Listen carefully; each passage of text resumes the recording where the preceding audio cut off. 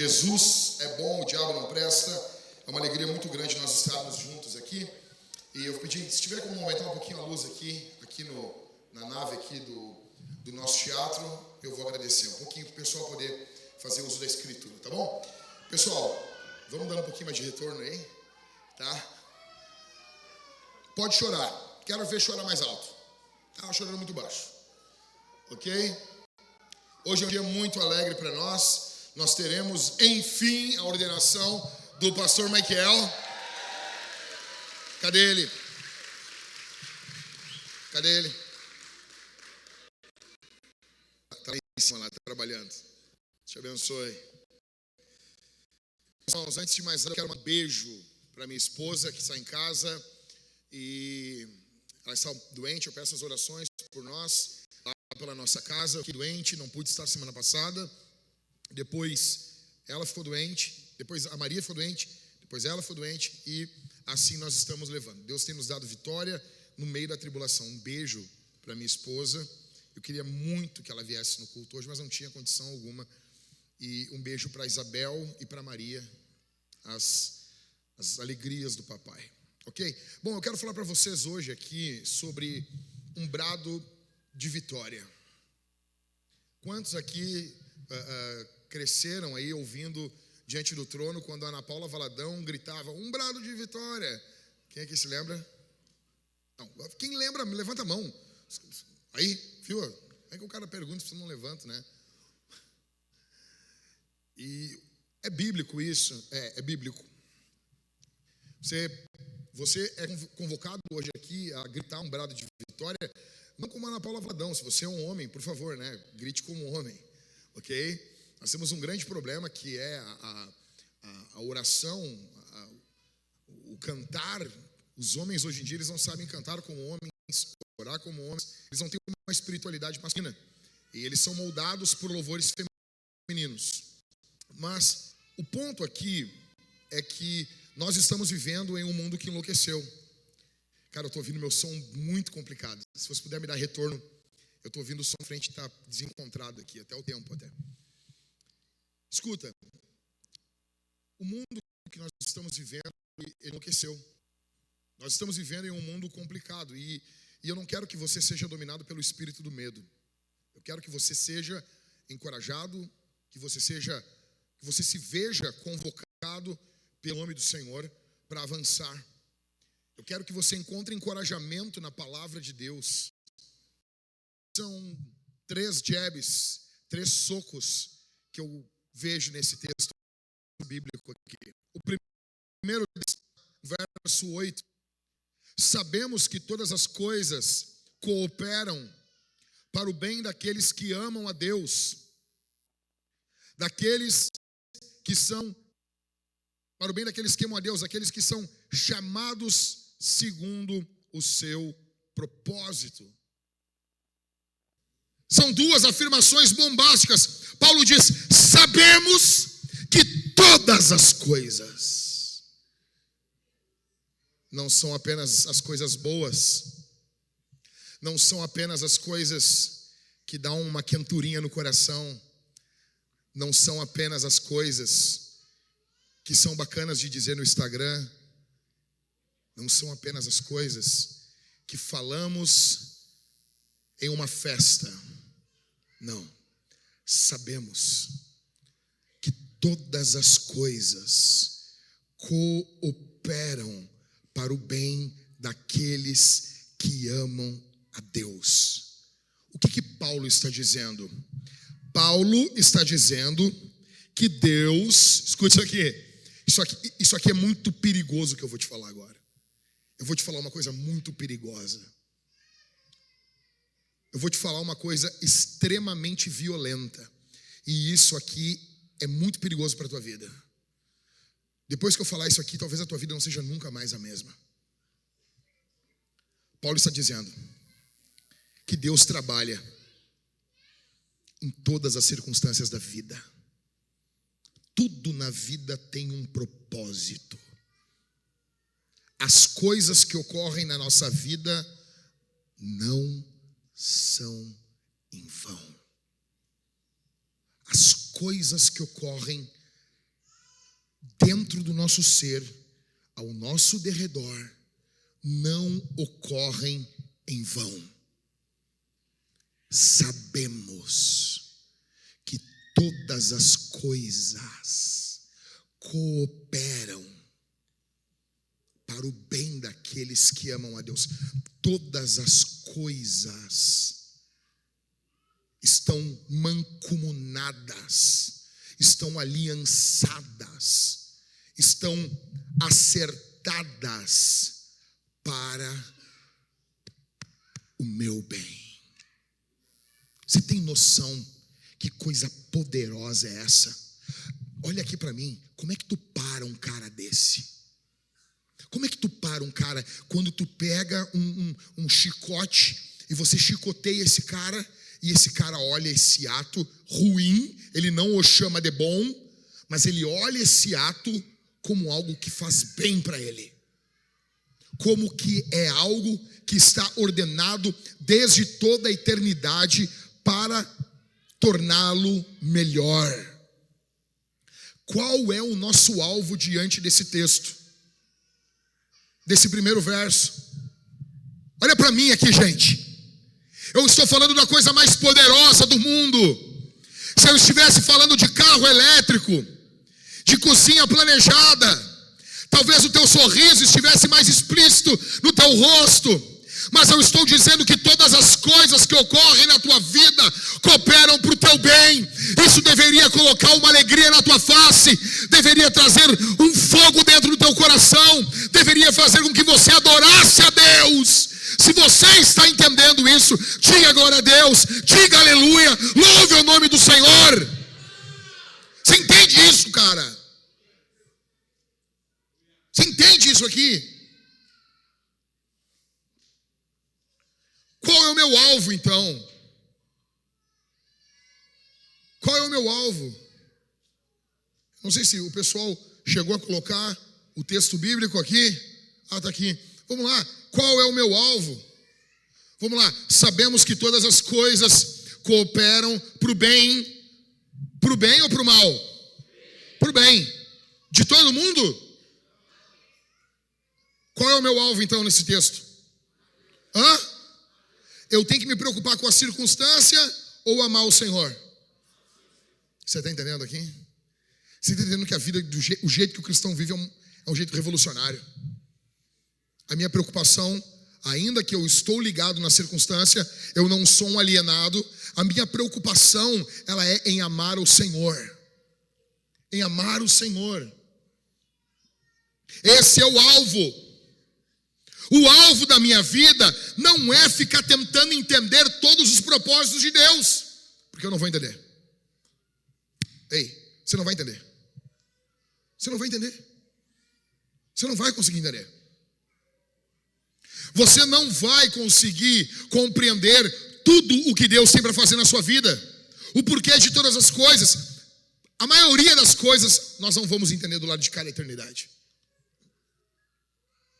Só que eu sei de uma coisa que é mais importante do que saber o porquê e as circunstâncias que me aparecem.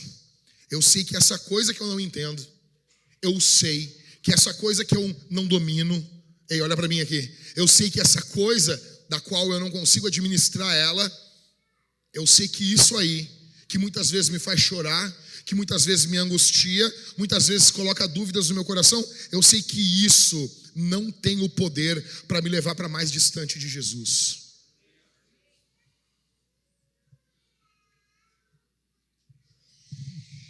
Ou seja, Deus trabalha não à toa. Não à toa. Deus trabalha de forma ordenada. Deus possui um propósito. Vamos lá. Deixa eu explicar um negócio para vocês aqui. Eu acho que ninguém passa pano na casa tão mal como eu. Cara, deixa eu dizer uma coisa. Passar pano na casa é uma das coisas mais extenuantes que existe. E os homens que não valorizam as suas esposas quando ela está passando um pano em casa é porque ele nunca passou um pano em casa. Deixa eu dizer uma coisa. Se você sair daqui hoje e você passar um pano na cozinha da sua casa, no chão, você vai ficar irado quando alguém pisar em cima do chão molhado ainda. Você vai entender a sua mulher. E velho, eu não sei passar pano de forma direita. E eu me lembro que uma vez eu fui passar o pano para minha esposa e eu passei totalmente desordenado. Totalmente desordenado. Eu passo o pano do mesmo jeito que eu vou varrer. Se eu vou varrer uma sala, eu varro terrivelmente mal. Terrivelmente mal. Eu não tenho uma ordem, sabe? Eu não tenho uma ordem. É uma coisa desordenada, é terrível. Existem duas profissões no mundo que varrem perfeitamente bem. Então, assim, não tem. Primeiro é barbeiro. Ninguém varre tão bem como um barbeiro. E segundo é militar. É verdade, é verdade. A minha garagem, que eu procuro fazer uns treinos lá na garagem lá, minha garagem nunca fica tão bem varrida do que quando o Gabriel ou o Barba vão lá, ou o Dario. Tu serviu, né, Dario? Serviu, então óbvio. Tu vê? Cara, não tem, eles têm um negócio com a vassoura, é perfeito, é perfeito. Quando eu vou começar a varrer, eu vou varrendo, e eu vou varrendo, totalmente desordenado. Então eu vou varrendo no meio, e daí as pontas estão cheias de cisco, de sujeira. Aí eu vou para as pontas, o meio, eu não consigo ir varrendo, eu não tenho. Só que Deus não trabalha nas nossas vidas desse jeito. Deus vai trabalhando perfeitamente. Sabe? Você já viu alguém varrendo de uma forma decente? Você já viu a pessoa, o cara ele varre, primeiro que varre com firmeza, né? E vai varrendo aquilo assim, e aquilo vai ficando bom. Esse aqui é o mesmo jeito que Deus trabalha nas nossas vidas. O Senhor varre toda impureza, de forma ordenada, Ele vai tirando da tua vida. Toda sujeira, todo lixo que deixa você menos parecido com o Senhor. O Senhor chega ali e com a palavra dele Ele vai limpando. Ele vai limpando a tua mente. Ele vai limpando os teus desejos. Ele vai limpando. E Ele vai limpando tudo isso e vai deixando isso perfeitamente bem. E Ele faz isso com um propósito. Os atos de Deus não são aleatórios. Sabemos. Por que nós somos mais do que vencedores? Porque a gente sabe. Você está entendendo isso aqui? Você está entendendo mesmo isso aqui? Primeiro,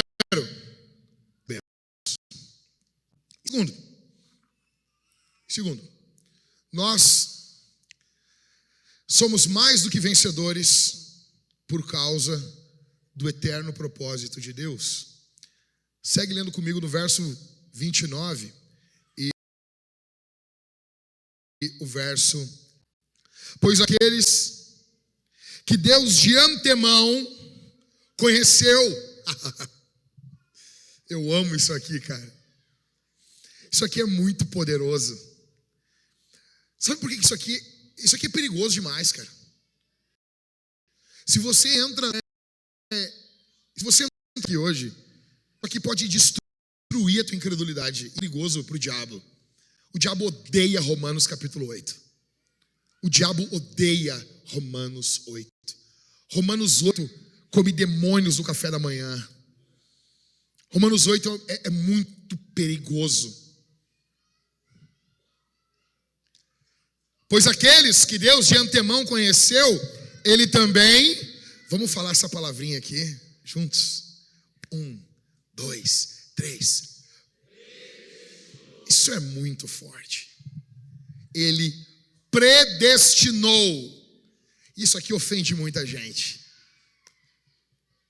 Eu amo a predestinação do Senhor. Ele predestinou para serem conformes à imagem de seu Filho, a fim de que ele seja o primogênito entre muitos irmãos. Verso 30 é um combo. E aos que predestinou, a esses também. E aos que chamou, a esses também. E aos que justificou, a esses também glorificou. Qual é o propósito eterno de Deus para você aqui hoje? Talvez você veja aqui e você quer que eu fale para você que o propósito de Deus para você aqui é tornar você famoso. Não, pastor, eu vim aqui, eu estou com problemas financeiros. Talvez, se o senhor disser para mim que o propósito de Deus é me tornar rico, talvez alguns até fiquem aqui e aumentem as suas angústias. Mas esse não é o propósito eterno de Deus. Deus não se reuniu, a sua santa trindade da eternidade disse o seguinte: a partir do dia 24 de junho de 2024, na segunda-feira, a vida do fulano vai mudar. Ele vai ficar rico. Isso é muito pouco. Se Deus estivesse fazendo esse grande propósito na sua vida, esse Deus, ele pode ser comparado aí com um Exu. Um Exu. Eu acho engraçado alguns... E por favor, não fique bravo comigo se você é de uma religião de umbandistas, de Umbanda, Quimbanda e qualquer outra coisa. Eu só estou falando que eu acho engraçado porque eu já fui de religiões afro. Tinha um Exu chamado Exu Veludo. Não ria. É o nome da divindade. Eles pediam pipoca. Não sei se estava vendo Netflix. Podia ser. Mas é verdade, a coisa mudou. Antigamente eles pediam virgens, pediam pessoas. Hoje eles pedem pipoca, cara. Tá tranquilo, né? É, Dario? E pior que tem. E tem. Agora tem entidades veganas. É verdade, eu não estou mentindo. Mas tudo bem? Né? Vamos fazer as coisas, demônios veganos. Bom, veja. Isso, se você está aqui, atenção, se você está aqui querendo, talvez, dar uma guinada na sua vida, isso não é ruim, mas isso aí qualquer divindade pode fazer por você. É a mesma coisa que você pegar uma .50 e você tentar matar uma lebre. É um desperdício. Uma lebre você mata com 22, caça com 22. Você vai pegar um .50 e dar um tiro numa lebre. Não sobra nada. Então, veja, o propósito eterno de Deus não é tornar você uma estrela, não é tornar você famoso, não é tornar você rico. O propósito eterno de Deus é tornar você santo, é tornar você parecido com Jesus. Romanos 8:29. Pois aqueles que Deus de antemão conheceu, Ele também predestinou. Deus predestinou para quê? Para a gente ser conforme a imagem do seu Filho, a fim de que Ele seja o primogênito entre muitos irmãos. Deus tem um propósito na tua vida. É por isso que todas as coisas vão cooperar para o teu bem. O que Paulo está dizendo é que todas as coisas cooperam para deixar você mais parecido com Jesus. Que todas as adversidades da tua vida, todas as coisas boas e ruins, quando você sorriu, quando você chorou, quando você estava em depressão, quando você estava precisando de ajuda, precisando de um auxílio, quando você estava no fundo do poço e achou que não tinha saída para você, quando você olhou e achou até que Deus não existia, todas essas situações, todas as adversidades da sua vida, tudo que ocorreu com você possuía um propósito e era o teu bem. Ok, pregador, qual é o bem? O próprio texto nos mostra, é ficar parecido com Jesus, é ficar mais parecido com Jesus. Tem muito de você em você.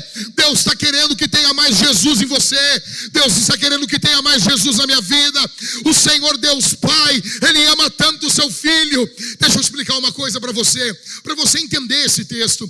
Quando nós temos filhos, nós amamos os nossos filhos. Eu chego no local, as pessoas perguntam: o senhor é pai?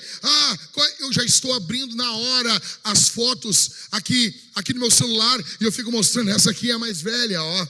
E eu já abro um vídeo e eu já mostro, essa aqui é a mais nova. E eu vou falando delas. E eu falo particularidades de cada uma. Eu posso falar por horas sobre as minhas filhas. Eu posso falar por horas sobre a Isabel. Falar da personalidade dela. Falar das coisas lindas que ela faz. Eu posso falar por horas das risadas que a Maria retira e arranca de nós lá na nossa casa. Por quê?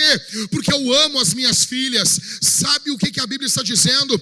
Se eu amo as minhas filhas, eu quero ver a imagem das minhas filhas em vários lugares. O pai ama o filho tanto, tanto, tanto, tanto, e ele quer ver essa imagem replicada na vida de um monte de gente. Então ele trabalha de forma poderosa para deixar você parecido com Jesus, para deixar você parecido com Deus Filho. E conforme as tribulações vão vindo, as angústias ocorrem, o Espírito Santo vai trabalhando na tua vida, o Espírito Santo vai trabalhando na tua consciência, e você vai ficando dia após dia mais parecido com Jesus. E isso é uma bomba, isso é uma ótima notícia, Vintage. Bendito seja o nome do Senhor. Esse é o alvo de Deus. Ok. Peraí, olha só. Pastor, o senhor está me dizendo que esse é o grande alvo de Deus? Sim. Isso aí.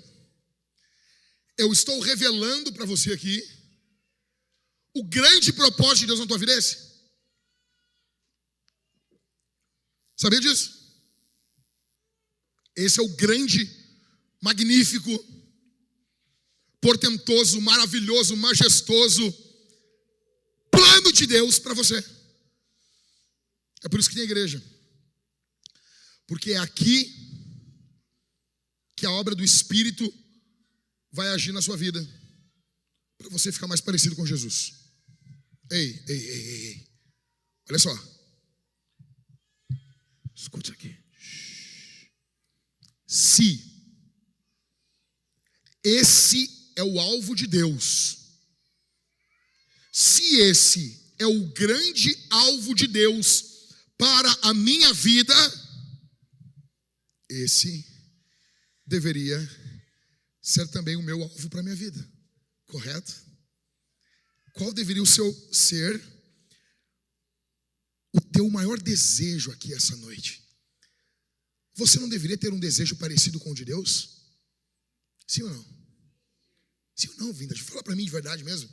Fala assim, e agora o teu papel é o seguinte: eu estou te provando por A mais B na Escritura que ocorre desse jeito. Você deveria agora, a partir de agora, até o finalzinho do sermão, ficar orando para que o Espírito Santo faça isso em você. Você deveria ficar orando a partir de agora, pedindo para o Espírito Santo gerar isso em você, gerar isso na tua vida. Você deveria agora ficar preocupado. Se algo é para tirar o teu sono, que seja isso. Se é algo que vai perturbar você, que seja isso aqui. Amém? Eu pergunto para você, está acontecendo assim contigo? O que tira o teu sono? O que deixa você preocupado é que você não está tão parecido com Jesus como você deveria? Ou não? Ou não?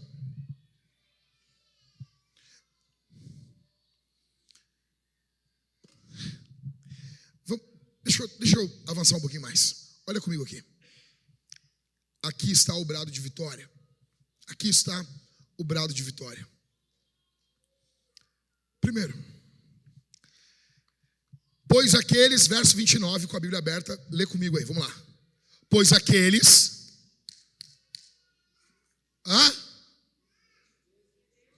que Deus de antemão, o quê?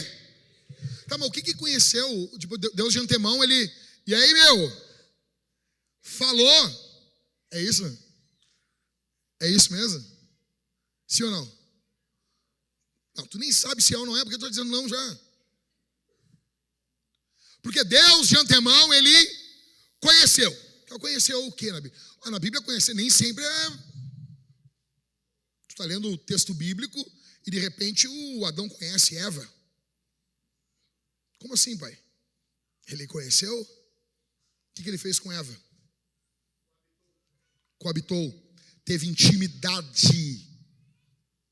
A linguagem conheceu para um casal é uma linguagem sexual. Mas quando envolve Deus e os filhos dele, não é sexual, obviamente. É uma linguagem de amor íntimo.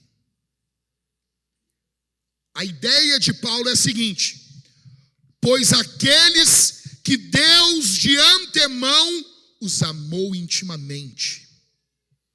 Você tem noção disso aqui, cara? Antemão quando? Muito antes de tu existir.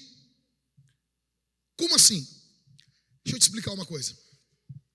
Existem duas versões de você. Uma antes de Jesus e uma depois de Jesus, correto? Sim ou não? Tem a versão sua, filho do diabo, e a sua versão, filho de Jesus, filho de Deus, ok? O texto está dizendo que basicamente, na eternidade, sempre que Deus pensava em você, Ele pensava em você convertido.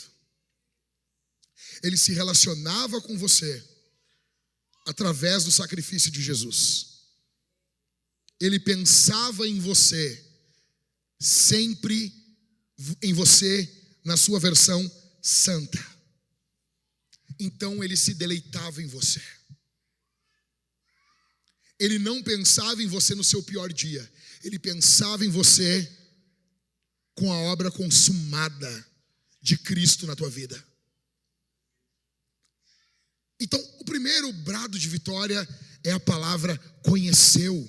A ideia basicamente é amor. Pois aqueles que Deus de antemão amou, Deus me amou. E isso é uma coisa poderosíssima.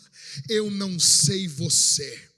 Talvez você não tenha tantos motivos para cantar uma bela canção aqui essa noite. Eu tenho.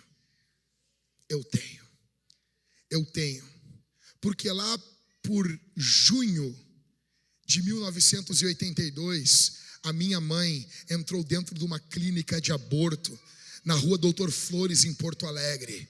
E ela foi para me abortar. Eu estava com 2 meses de gestação dentro do ventre dela.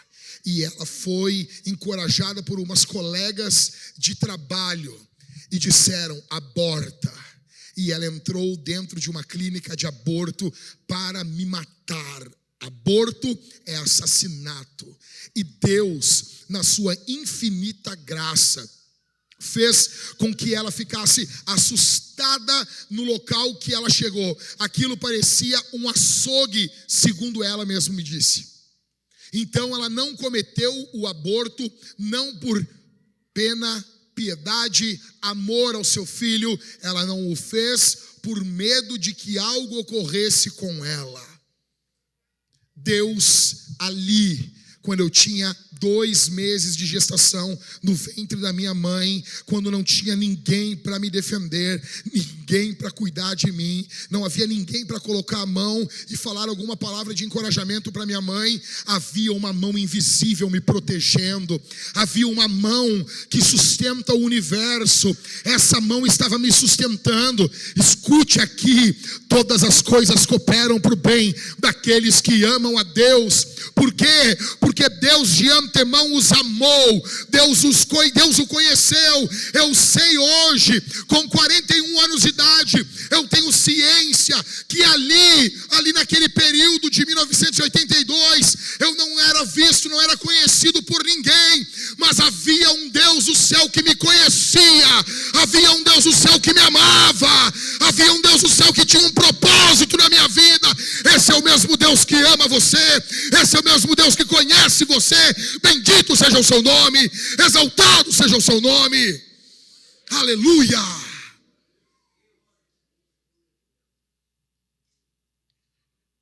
Conheceu. Segundo, esse Deus, aquele que ele conheceu, aquele que ele amou, ele predestinou.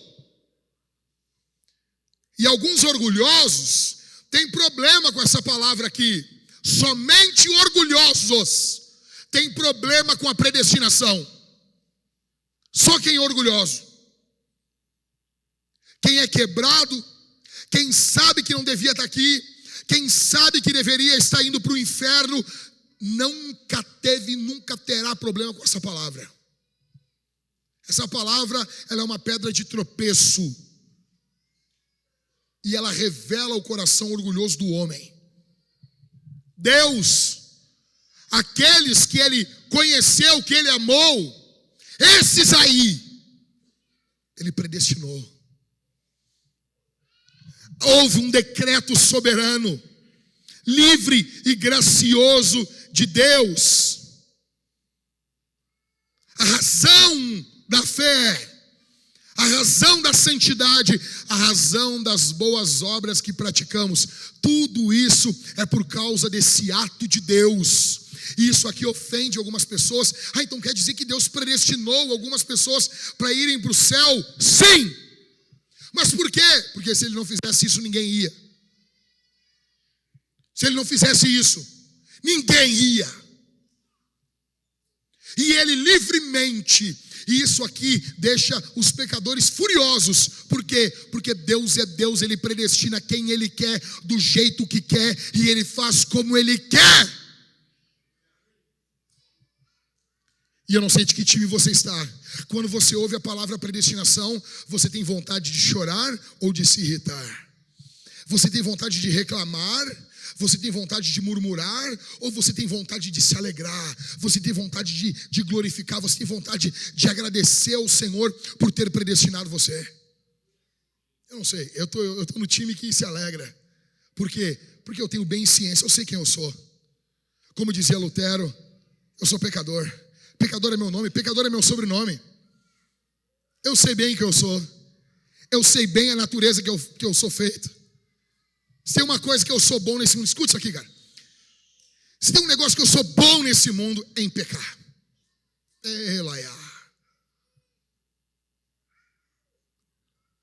Mas mesmo assim, Deus insiste em me amar.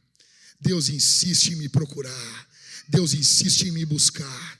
E esse Deus que busca, esse Deus que ama, esse Deus que conhece, Ele está aqui essa noite.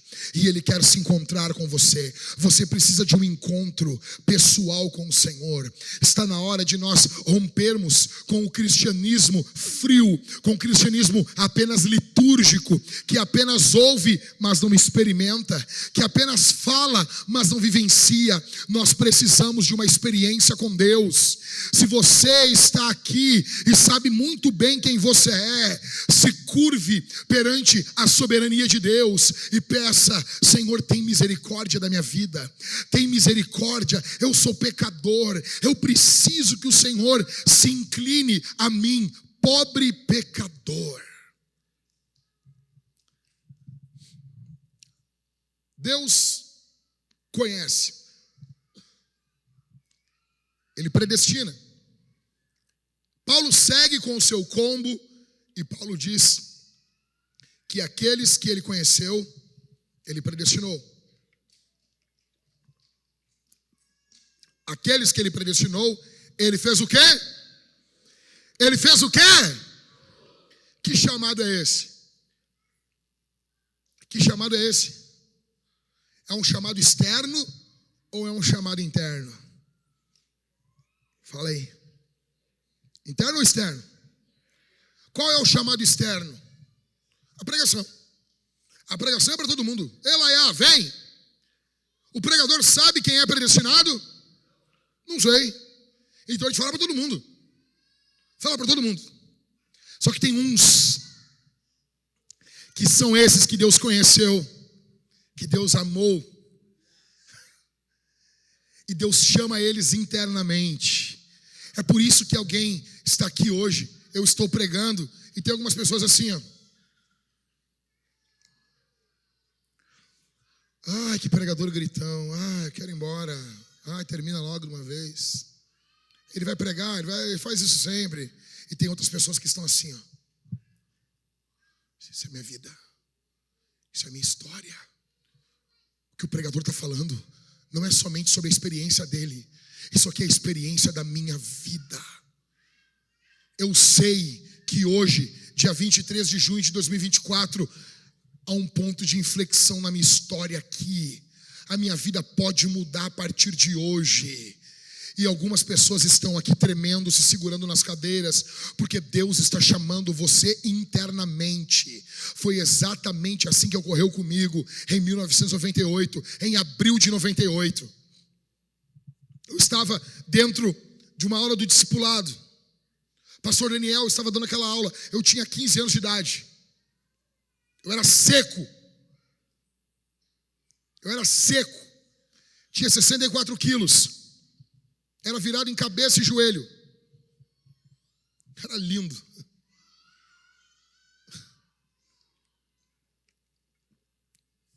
E ali, eu me lembro que eu cheguei na aula, fiquei rindo, fiquei fazendo perguntas idiotas. Sabe o babaca? Era eu. E na hora de ir embora, eu me lembro que eu comecei eu fechei os olhos para orar, para ir embora. Eu estava rindo. Eu fechei os olhos assim. Crente, evangélico. Velho, eu era muito debochado, muito mais debochado que eu sou hoje. Eu apanhei algumas vezes por causa disso. Então, era aquele cara que podia tomar um tiro, mas não perdia a piada. E ali estava eu rindo, e eu não sei explicar, é um pedaço da minha vida que sumiu. Num dado momento eu estou rindo, e no outro momento eu estou apavorado, me perguntando o que eu vou fazer para explicar em casa que eu sou um evangélico. Como que eu vou explicar para os meus amigos? Porque uma hora eu não era, e no outro momento eu já era. Eu não me lembro do momento exato da minha conversão. É como se esse momento apagasse da minha cabeça. E uma hora eu não sou, e outra hora eu simplesmente sou. Não teve pregação naquela noite. Teve uma aula, teve um bate-papo. E teve uma oração no final. E no meio dessa oração, o Espírito Santo me chamou internamente. Esse Deus que um dia me conheceu na eternidade, em um período que não havia tempo, esse mesmo Deus me predestinou. E esse mesmo Deus, ali no outono de 98, estava concretizando a sua obra, dando o primeiro passo visível da sua obra, que já havia começado desde toda a eternidade. Deus estava agora me chamando de forma eficaz. Era irresistível. Era irresistível. Eu fui chamado de forma irresistível. Esse é o chamado de Deus. É por isso que Paulo está dizendo: aquele que Deus conheceu, Ele predestinou, e o que predestinou, Ele também chamou. Se Deus amou, Ele vai predestinar, Ele vai chamar. Essa graça, ela é irresistível. 2 Coríntios capítulo 4, verso 4 diz: nos quais o Deus desse século cegou o entendimento dos incrédulos, para que não lhes resplandeça a glória do evangelho de Cristo. Ou seja, os ímpios, ele tem os seus olhos vendados, eles não conseguem ver a beleza da glória de Cristo, mas chega um momento em que o Espírito Santo, ele retira a venda dos olhos do pecador. Então agora o pecador está olhando, e ele está apaixonado pelo que ele está olhando. Ele está olhando para a beleza de Jesus. Deixa eu dizer uma coisa para você: Jesus é muito mais belo do que a maior experiência que você pode ter em toda a sua vida. A glória de Cristo é uma glória indizível, bela, maravilhosa, incomparável. Nenhum homem possui ou verá em toda a sua existência algo tão belo. Cristo é a fonte de prazer de Deus Pai, e quando o pecador olha para Jesus sem as vendas do pecado, o pecador se apaixona. Isso é chamado irresistível, e é isso que Deus faz com os seus eleitos. Bendito seja o seu nome. Ah, Jesus. E aqueles que ele chamou, Paulo segue, ele também, o que ele fez? Justificou. Sabia que o diabo odeia essa palavra? Sabia disso? Escuta isso aqui. Ei, isso aqui é poderoso. Quem aqui já conheceu um criminoso? Levanta a mão. Levanta a mão. Criminoso. Não, falando pessoalmente, o Lula não vale.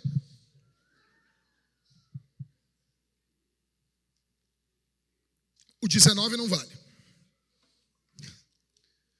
O 19. O 19. Justificação é um ato forense, aonde Deus decreta, imputa sobre nós a justiça de Jesus. Ocorre fora de nós. Repete comigo isso aqui. Isso aqui é muito importante, tá? Isso aqui talvez seja a nossa maior diferença dos católicos. Não é a questão de imagens, não é nem a questão de Maria. Tá? O pessoal viu, os católicos viram aí esses vitrais projetados, os caras invadiram meu Instagram, ficaram irritados demais. Nós não temos nada contra os católicos, estamos em uma universidade católica, ok? Mas o que nos difere dos católicos é o quê? Para o católico, a justificação ocorre internamente. Para o protestante, não. Para o protestante, a justificação é um ato externo. Nós não confundimos ela com a santificação. Santificação é interno. A justificação é externo.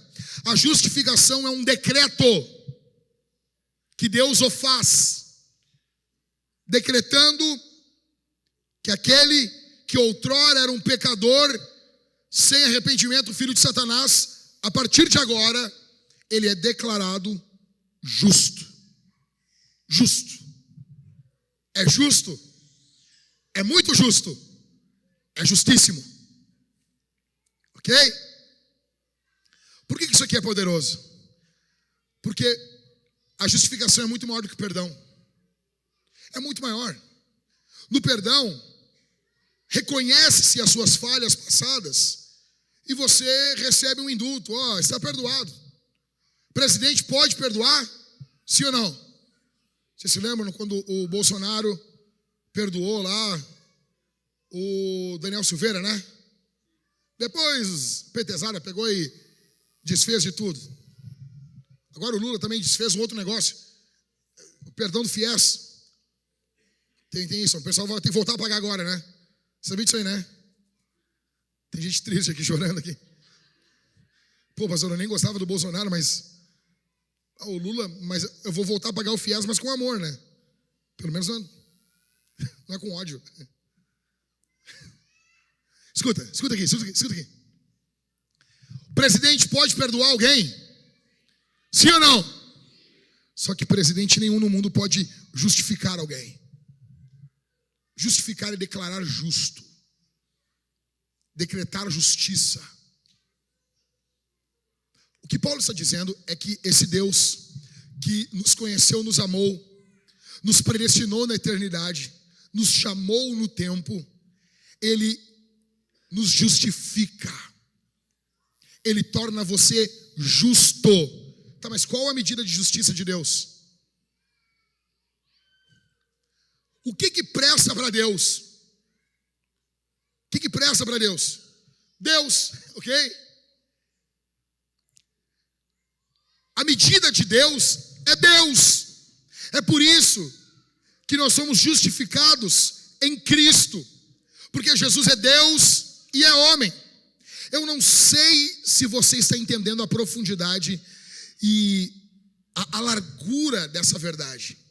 Mas imagine que você agora está diante do trono de Deus. Você acabou de morrer. Você acabou de dar o seu último suspiro. A sua alma sai do seu corpo, como diz lá no Antigo Testamento, que é sobre Raquel. E você está agora diante de Deus. E Deus olha na sua cara e Deus pergunta: por que você deve entrar no céu? O que você diria? O que você falaria? Ah, eu devo entrar no céu porque eu ia na igreja. Fora, você vai para o inferno. Ah, eu devo entrar no céu porque eu li a Bíblia uma vez por ano. Isso dá direito a entrar no céu? Sim ou não? Não dá, é pouco. Então eu vou ler 2 vezes por ano. Dá para direito de entrar no céu? Não dá. Então eu vou ler 3. Dá direito? E se eu fizer uma novena, me dá direito de entrar no céu? Se eu conhecer todos os louvores evangélicos, me dá direito de entrar no céu? Sim ou não? Eu congregava em uma igreja, me dá direito de entrar no céu? Sim ou não, Vintage? Não! E Deus olha para você: por que você tem que entrar aqui dentro? Qual é a resposta? Sou justificado em Cristo Jesus. Nesse exato momento, pecador, nesse exato momento, pecadora, as portas do paraíso abrem para você, e você contempla os santos anjos, Abraão, Isaque e Jacó no reino do Senhor, e Jesus dizendo: bem-vindo, bem-vindo, bendito do meu nome, eu amo você, e por isso eu te chamei, por isso eu te predestinei, e por causa disso você foi justificado. Bendito é o nome de Jesus. E esse Deus que conheceu, que predestinou, que chamou, que justificou, Ele também, o quê? Mas o que é isso? Mas o que é isso? Mas como assim glorificou? Tu está glorificado aqui? Sim ou não? Então, bem diferente disso, bem distante disso, né? O que é a glorificação?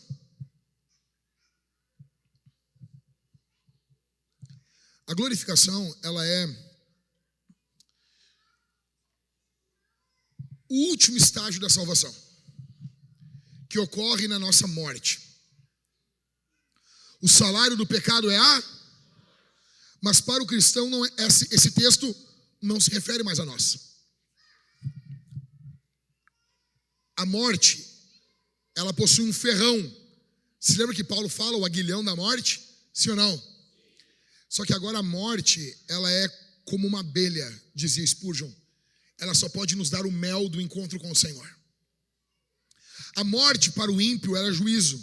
A morte para o cristão é a conclusão da obra de Deus em sua vida. Ele é salvo, justificado, regenerado e começa uma obra de santificação. E essa obra de santificação chega ao fim em sua vida no momento que ele morre. Então ele é glorificado. Só que pega o código aqui.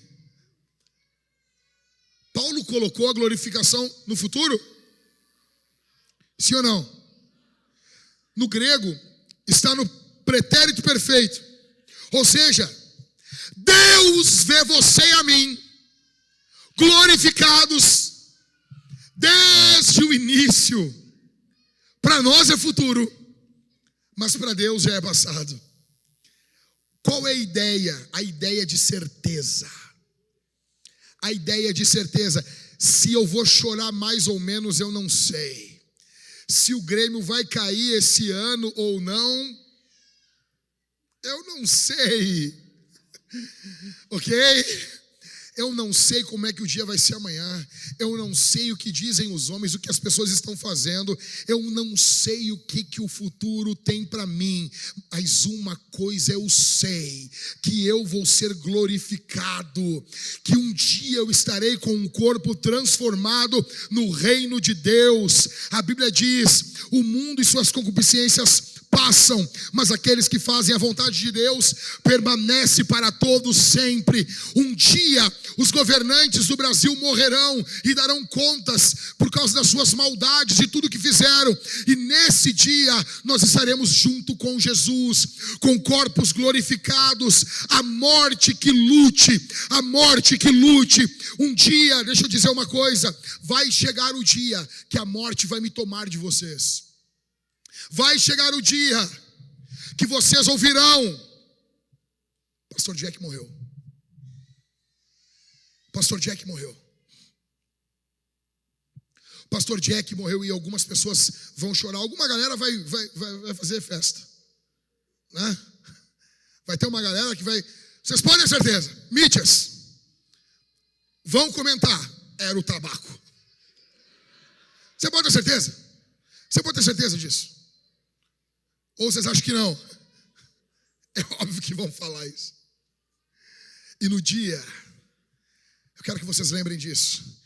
Creio que vai ser daqui a muitos anos, mas isso aqui é fato. O dia que a morte me tomar de vocês, que vocês ouvirem: a morte tomou o nosso amado pastor. E eu espero que você pense assim de mim. Nesse momento, você pode ter certeza de uma coisa: Jesus vai estar me tomando da mão da morte. Jesus vai estar tomando a minha vida da mão da morte, porque há poder no nome de Jesus. O seu nome é poderoso. Onde está, ó morte, o seu aguilhão?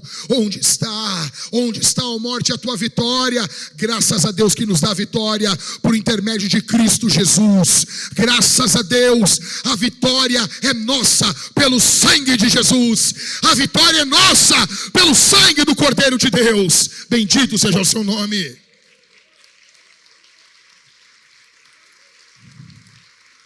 Aplauda.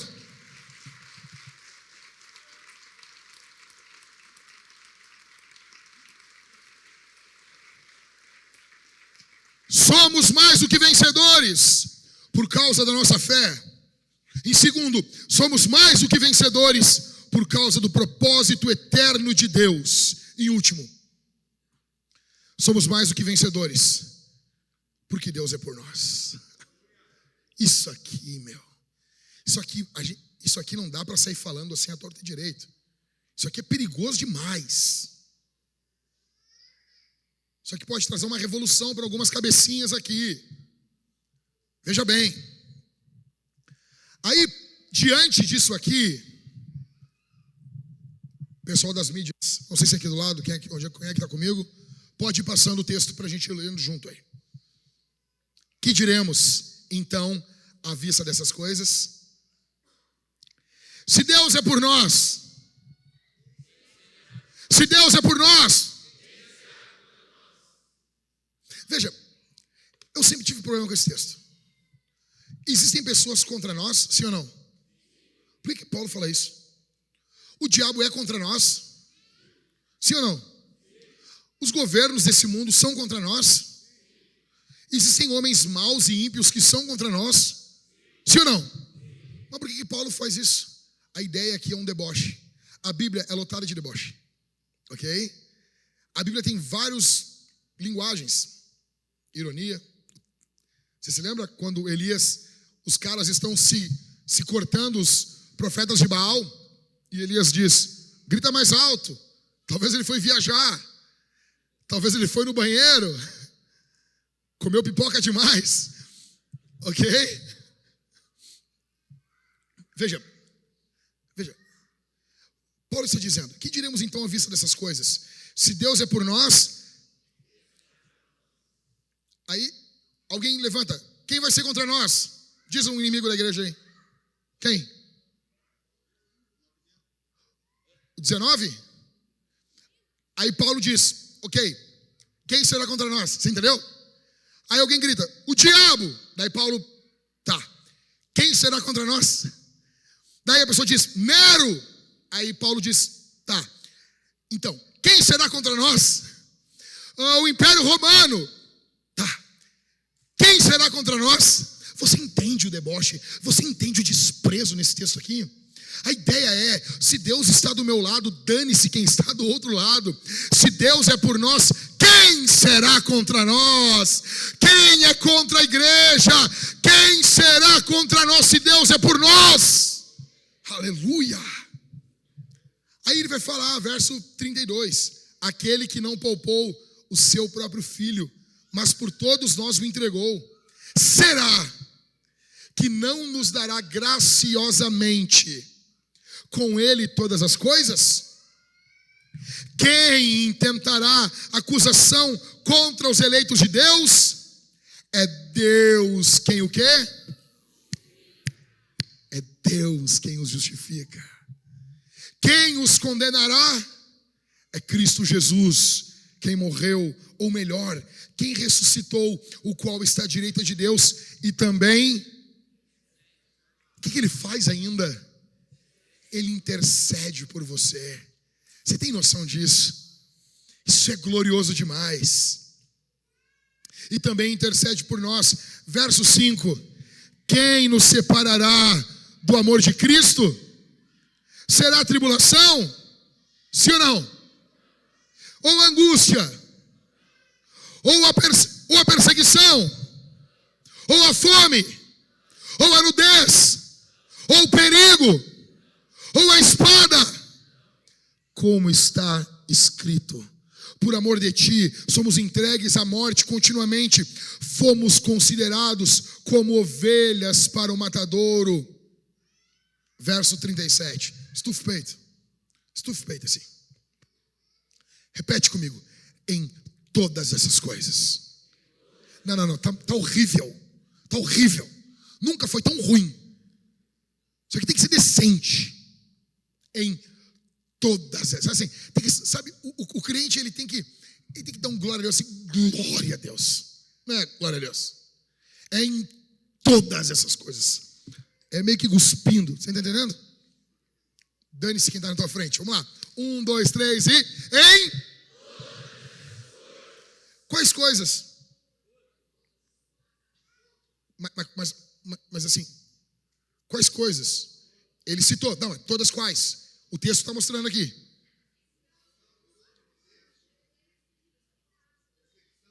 Perseguição, fome, nudez, perigo, espada. É nesse momento, em todas essas coisas, em todas, somos o que, Vintage? Mais do que vencedores, por meio daquele que nos... Você tem noção disso, cara? Isso aqui é poderoso demais. Isso aqui é glorioso demais.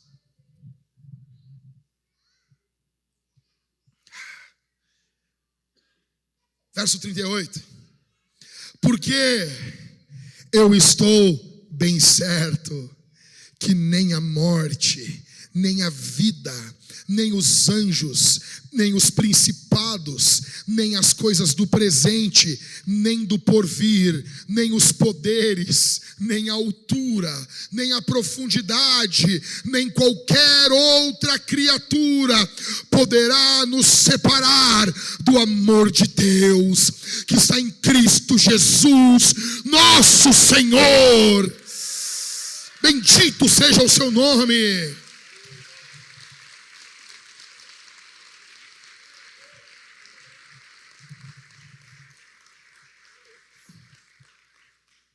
Eu tenho vergonha de falar o que eu vou falar.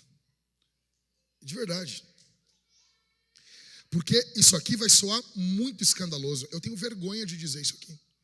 E eu não é oratória, não é média, é pura e simples vergonha. Porque eu vou falar isso aqui e se recortarem apenas o que eu vou falar, vão dizer que eu sou um falso pregador. Que eu estou passando muito pano para a igreja.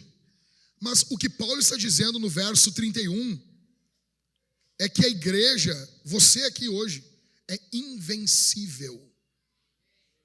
Eu vou repetir isso aqui, cara. A igreja, os filhos de Deus, são invencíveis. invencíveis. Se Deus é por nós, é isso. É isso. Você tem noção disso aqui, cara? Que coisa gloriosa, que peso de glória nisso aqui. Uau! Em segundo, verso 32. Lê o 32, volta o texto aqui comigo. Vamos lá. Alguém estufa o peito, fica de pé aqui e lê aqui uma das celas aqui, por favor. Fica de pé, estufa o peito assim, ó. Algum homem aí.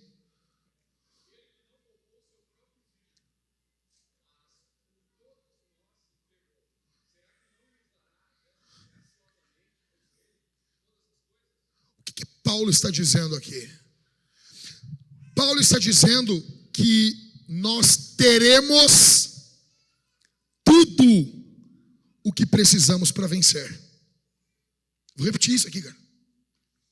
Paulo está dizendo que tudo o que for preciso para continuar na fé, nós vamos ter. E se eu não tenho, eu não preciso. Mas se eu precisar, eu vou ter. É isso. Você pode ter certeza. Se você precisar de alguma coisa, o teu Pai Celestial vai dar para você. Paulo está dizendo, aquele que não poupou o seu próprio filho, mas por todos nós o entregou, será que não nos dará graciosamente com ele todas as coisas? A pergunta é retórica e pede um sim.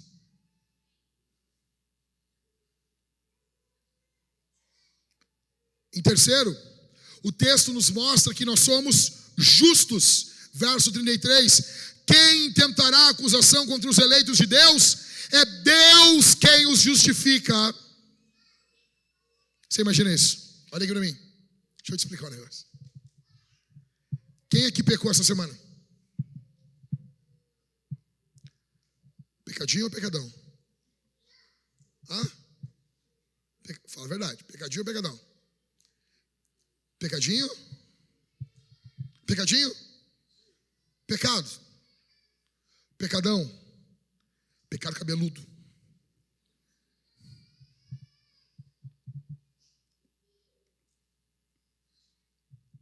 Vamos lá. Vamos imaginar um demônio. Diz o nome de um demônio aí. Hã? Azazel. Professor de história. Vamos lá. Azazel, ele tentou um cristão. Vamos lá, vamos pegar alguém aqui. Posso pegar alguém aqui? Tá, o Christopher. E o Azazel veio ali e tentou ludibriar o Christopher. E o Christopher foi lutando contra esse demônio. Foi lutando. E já vem uns 2, 3, 4 anos que esse demônio Azazel está tentando derrubar o Christopher em algum pecado. Em algum pecado específico. E digamos que esse demônio conseguiu.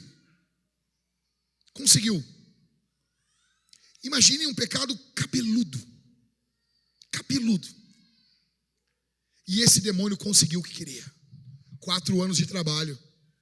Os demônios chegam no inferno. Eu fico imaginando esse demônio chegando no inferno, olhando e dizendo, quem é o papai? Quem é o papai? 4 anos de trabalho.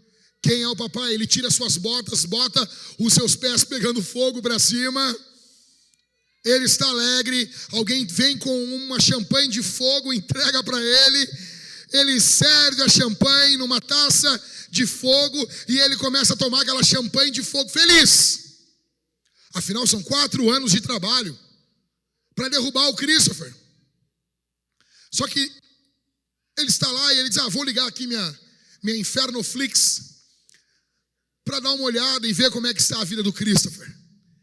E ele liga para ver como é que está o Christopher. Uma tela. E de repente, 4 anos de trabalho. Ele olha o Christopher triste, chorando. Aí ele regozija. Bota mais aí, campeão. Bota mais, meu rei. Bota mais aí, ó.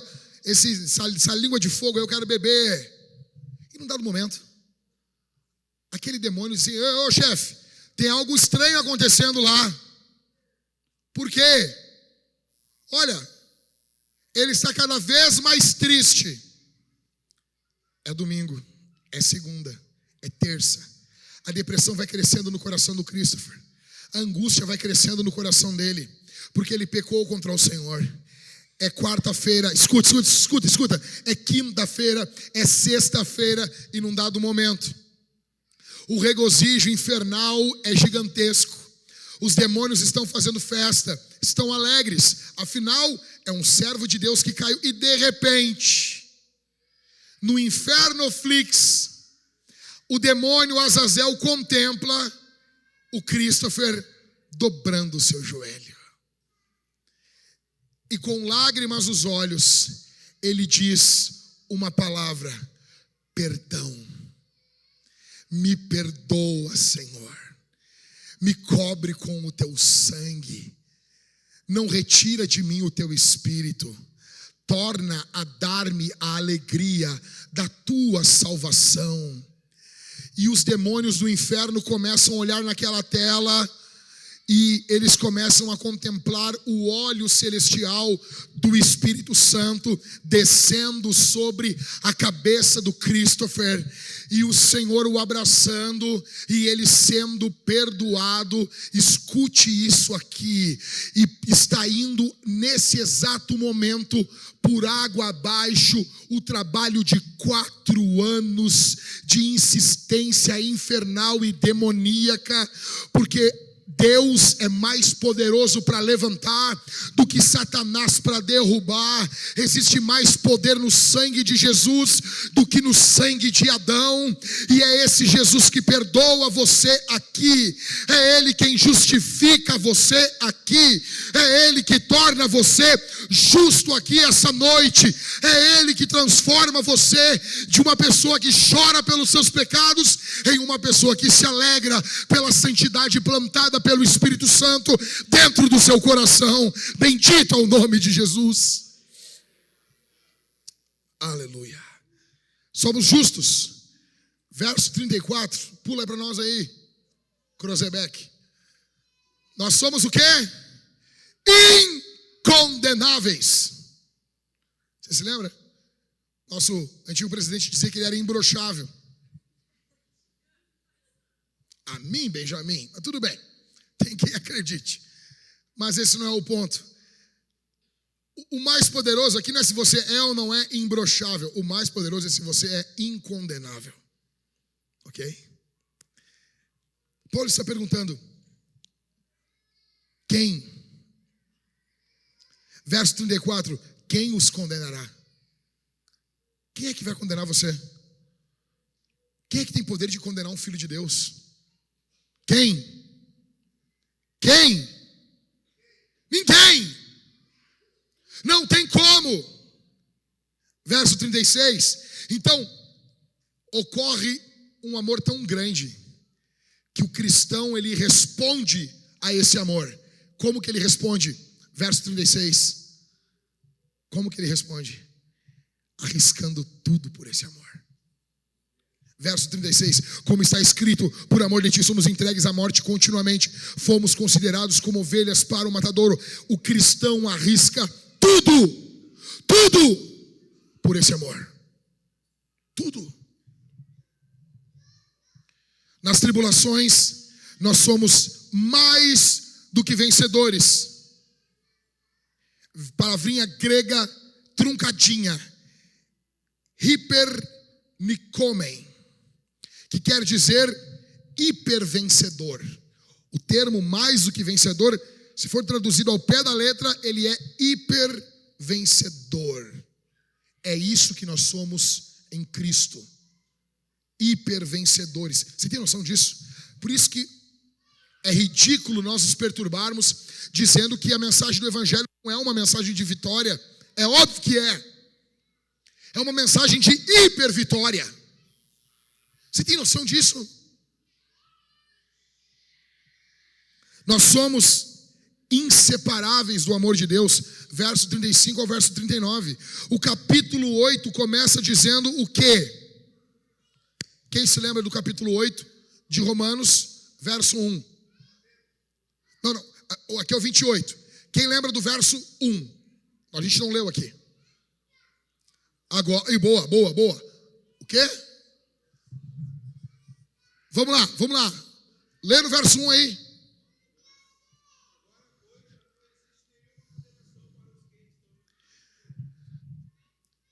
O capítulo 8, ele começa dizendo que não tem condenação. E ele encerra dizendo que não há separação. Porque aquele que não é condenado não pode ser separado do amor de Deus. Você tem noção disso? Se Deus não condena, Ele não separa você do amor dEle. Eu termino dizendo para vocês 5 coisas que hipervencedores fazem. Em primeiro, hipervencedores são apaixonados por Jesus. Deixa eu explicar uma coisa. Se essa pregação é para você, se eu vim da minha casa para pregar para você, você vai sair daqui mais apaixonado por Jesus. Você pode não sair daqui com tudo que você quer, com tudo que você busca, mas você vai sair daqui mais apaixonado por Jesus. Segundo, hipervencedores têm uma espiritualidade vibrante e contagiante.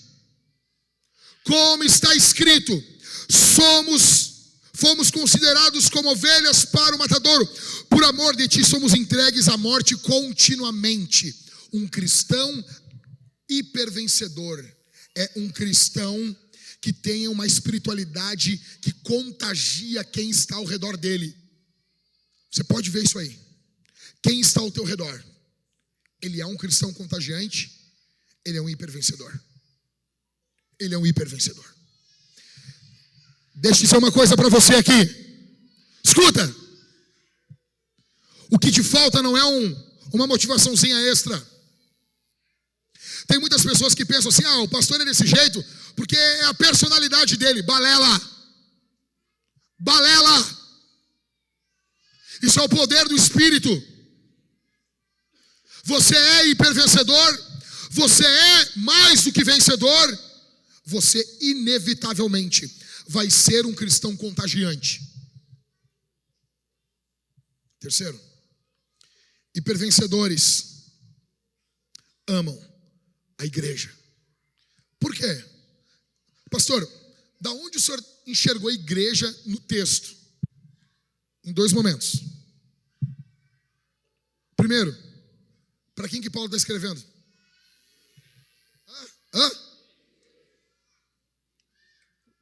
Segundo, verso 28, Paulo diz, eu sei ou sabemos. Paulo está falando, somos ou eu sou? A igreja. Hipervencedores amam a igreja. Eu pergunto para você ama a igreja? Você ama a igreja? Sabe por que hoje aqui é dia de festa? Pastor Michael, nós vamos daqui a pouquinho chamar ele, impor as nossas mãos. E quando nós estivermos impondo as nossas mãos, os pastores, sabe o que estará ocorrendo nesse exato momento? O Senhor Jesus, que é o pastor da igreja, estará impondo as mãos invisíveis sobre a cabeça do Michael e o comissionando para o sagrado ministério. Por quê? Porque Jesus ama a sua igreja. Jesus tem um projeto e um propósito para a sua igreja. Eu amo a igreja de Jesus. Aleluia. Aleluia. Em quarto, hipervencedores usam tudo que tem para o avanço do evangelho. Verso 36. Como está escrito, por amor de ti somos entregues à morte continuamente. Fomos considerados como ovelhas para o matadouro. Precisa da minha vida? Pega. Cadê o Pedro? Pedro, ontem fez 1 ano que eu compartilhei um meme no meu Facebook de um menino oferecendo o joelho para o Soares. Pode pegar, Soares. Eu vou te fazer uma pergunta, Pedro. Fala a verdade aqui para mim. Fala a verdade. Se tivesse condição de algum gremista entregar... Agora, olha como é que o Grêmio está. Se o Renato viesse a público agora e perguntasse: o Soares vem para o Grêmio para jogar essa temporada, nós precisamos de um joelho. Fala a verdade. Tu acha que teria algum gremista que daria o seu joelho? Teriam vários, né? Teriam vários. Você acha loucura isso? É. Aquela brincadeira do meme que eu compartilhei um ano atrás é engraçada, mas ela ilustra uma realidade. Só que essas coisas ocorrem quando tem paixão, quando tem amor. Paulo está dizendo que o mais do que vencedor, o hipervencedor, aquele que ama Jesus, ele colocou tudo em jogo. Ele deu ao win, tudo em jogo. Ele é entregue à morte todos os dias, porque tem uma coisa que vale mais do que a vida dele, e é a comunhão dele com Jesus. E último, hipervencedores arriscam tudo para testemunhar Jesus ao mundo. Pregador, o que eu faço essa semana? Eu quero que você arrisque tudo. Eu quero que você coloque tudo a jogo. Eu quero que você entregue toda a sua vida nas mãos de Deus. Você sabe os cantos sujos que tem dentro do teu coração e que Deus precisa reinar aí dentro. Você sabe muito bem os lugares imundos da sua alma que Deus precisa reinar dentro dela. Coloca nas mãos de Deus. Entrega nas mãos de Deus. Entrega tudo. Entrega tudo aqui. Você não tem sido fiel nos dízimos e nas ofertas? Entregue aquilo que é do Senhor. Você não tem sido fiel na oração? Entregue e ore ao Senhor. Você não tem sido fiel na leitura da Escritura? Entregue o seu tempo a Deus. Você não tem sido fiel no evangelismo? É o momento de você entregar tudo a Deus.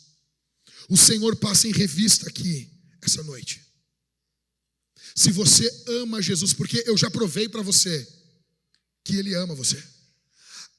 A pergunta que fica hoje aqui não é se o Senhor Deus ama você. É se você ama o Senhor. É se você ama o Senhor. E se você vai sair do mesmo jeito que você entrou. Hipervencedores colocam o pescoço para jogo. Está tendo uma grande discussão, e todos os anos em junho, porque nós temos o calendário das tretas. Conhece? Sim ou não? Hã? O calendário da treta é o calendário litúrgico do pastor. Em junho é mês de responder sobre se o crente vai ou não em festa. Calendário da treta. Ok? Todos os anos a gente responde isso.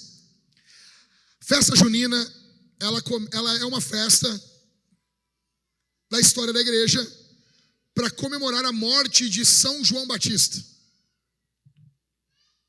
Peraí, mas é errado isso?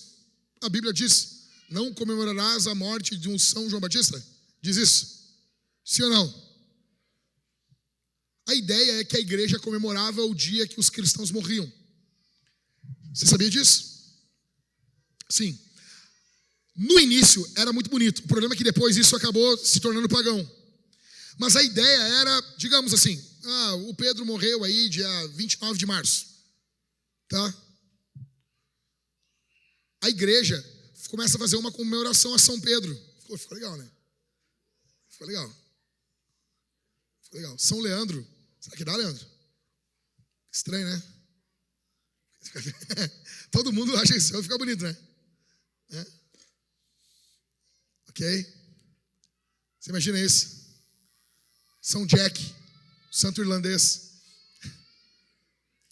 Cerveja verde. Veja, então se comemorava o dia que João Batista se encontrou com o Senhor. Por quê? Ele O pescoço dele foi a prêmio. Ele ficou gritando embaixo do trono de Herodes. A história diz, e ele foi gritando que a mulher que estava com Herodes não era dele, ao ponto de Herodes adiantar a morte dele. Fomos entregues à morte todos os dias. Talvez e muito provavelmente você não vai ter que botar a cabeça a prêmio essa semana, mas você vai ter que colocar a sua vergonha para falar de Jesus, para pregar o evangelho. Se você não consegue mandar uma mensagem do WhatsApp por tamanha vergonha, você não faz parte daqueles que foram chamados pelo Senhor. Você precisa vencer isso. Você precisa evangelizar. Você precisa sair daqui de uma forma diferente. Algo tem que ocorrer na tua vida. Amém, meus irmãos? Amém, amém, amém, amém. Amenzão mesmo. Feche seus olhos então. Sentados mesmos. Aleluia. Bendito é o nome de Jesus.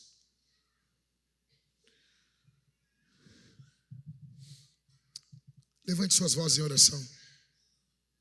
Ore. Ore ao Senhor. Aleluia. Não espere eu manivelar.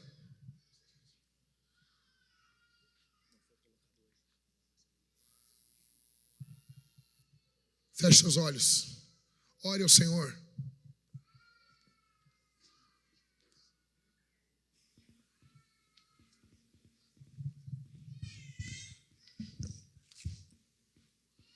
Se você quiser ficar de pé, você pode ficar de pé e orar conosco. Aleluia. Aleluia. Aleluia. Bendito é o nome de Jesus.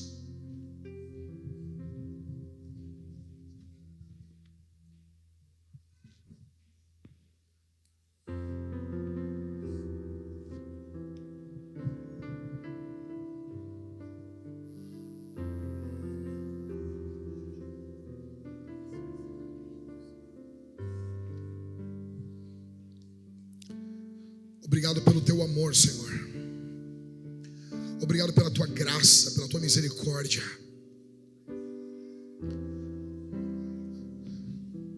São diversas histórias que se misturam aqui essa noite. E em todas elas nós vemos o traço da tua graça, o traço do teu amor, o traço do Senhor desfazendo os nós, desatando tudo aquilo que prendia o teu povo. Bendito é o nome de Jesus. Bendito é o nome do Cordeiro de Deus que tira o pecado do mundo. Ó Senhor, eu oro pelo teu povo agora e eu peço tua graça, teu amor sobre tua igreja, trazendo forças ao cansado para continuar, trazendo vida àquele que está abatido, para que ele não seja vencido pela crise, para que ela não seja vencida pelo desânimo, para que a doença não tenha a última palavra na vida do teu filho, mas que tua palavra seja aquilo que norteia, que guia no meio da escuridão dessa vida. Aleluia. Repreenda agora, por favor, Senhor. Existem pessoas que estão aqui dentro, que estão sendo atormentados durante essa semana por demônios. O teu Espírito me diz agora nesse momento que nós temos algumas pessoas que estão aqui, que tiveram lutas espirituais tremendas, e que algumas aqui nem discerniram que eram demônios que lutavam contra elas. Pensamentos de desânimo, pensamentos de tristeza profunda. O teu Espírito me mostra confusão mental. Demônios que estão causando confusão mental. Nós te repreendemos em nome de Jesus. Nós te repreendemos no nome do Cordeiro de Deus que tira o pecado do mundo. Há poder no sangue de Jesus. Demônios que causam confusão mental sejam expulsos agora em nome de Jesus. Que as mentes sejam livres agora para adorar ao Senhor.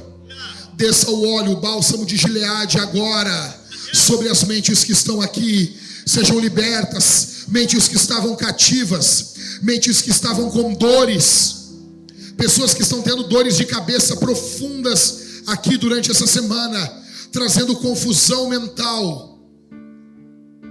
Seja livre agora.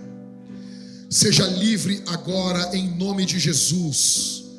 Pelo poder e pela autoridade do nome de Jesus, nós ordenamos vida sobre você. Vida sobre você. Nós ordenamos cura nesse momento. Cura as enfermidades, Senhor. Estende a tua mão agora trazendo cura sobre o teu povo. Cura sobre o corpo. Cura sobre a alma em nome de Jesus. Levante as mãos e se aproprie. É para você. Não duvide, creia. Você continua com dores e você está pensando que não é para você. É para você. Creia. Creia. Em nome de Jesus. Receba a cura do céu agora, aonde você está. Você que está em casa ouvindo essa pregação, em nome de Jesus Cristo agora. Agora toda enfermidade caia por terra agora. Pelo poder do nome de Jesus. O nome de Jesus é maior do que toda confusão mental. O nome de Jesus é maior do que todo pensamento de suicídio. Eu repreendo agora todo desejo de morte, toda palavra de morte, toda palavra de morte, toda palavra de derrota. Em nome de Jesus Cristo agora. Seja quebrado pelo poder do nome, pelo poder do sangue. Repita comigo: a vitória é nossa. Está muito baixo, você tem que fazer isso mais forte. Repita comigo: a vitória é nossa. Pelo sangue, pelo sangue, pelo sangue. Fale mais alto: pelo sangue de Jesus. A vitória é nossa. Pelo sangue de Jesus. Pelo sangue de Jesus. Fale mais alto: o sangue de Jesus. Há poder no sangue de Jesus. Há poder no sangue de Jesus.